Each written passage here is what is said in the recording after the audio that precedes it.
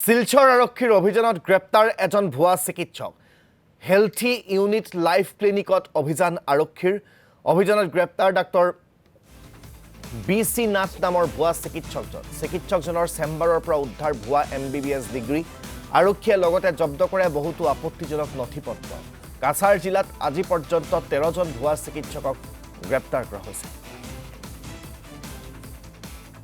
আমাৰ ওচৰত অহা অভিযোগৰ ভিত্তিত আমি এটা বিশেষ অভিযান চলাইছিলোঁ আৰু সেই অভিযানটো চলিছিলে শিলচৰ চহৰৰ অম্বিকাপতি অঞ্চলত আৰু তাত এটা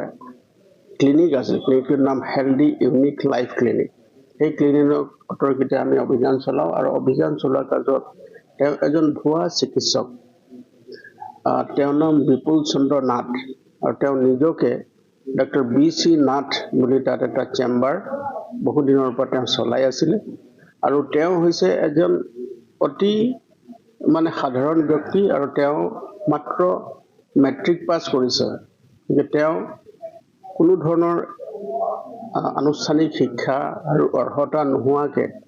তেওঁ এই ধৰণৰ এটা ভুৱা চিকিৎসাৰ এটা ৰেকেট তেওঁ বহু দিনৰ পৰা চলাই আছিলে আৰু যাৰ যোগেদি তেওঁ সাধাৰণ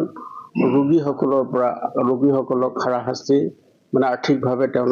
তেওঁলোকক শোষণ কৰিছিলে গতিকে খবৰটো পোৱাৰ লগে লগে আমি তেওঁৰ মানুহজনক আনি সোধপোছ কৰোঁ আৰু সোধপোছ কৰা কালত বিভিন্ন ধৰণৰ আপত্তিজনক নথিপত্ৰ তেওঁ ভুৱা চিকিৎসাৰ নামত কিছুমান নথিপত্ৰ বনাই লৈছিলে সেই ষ্টাম্প ইত্যাদি পেড ইত্যাদি আমি সকলোবিলাক জব্দ কৰিছোঁ আৰু এই সংক্ৰান্তে এটা মোকৰ্দমা ৰুজু কৰিছোঁ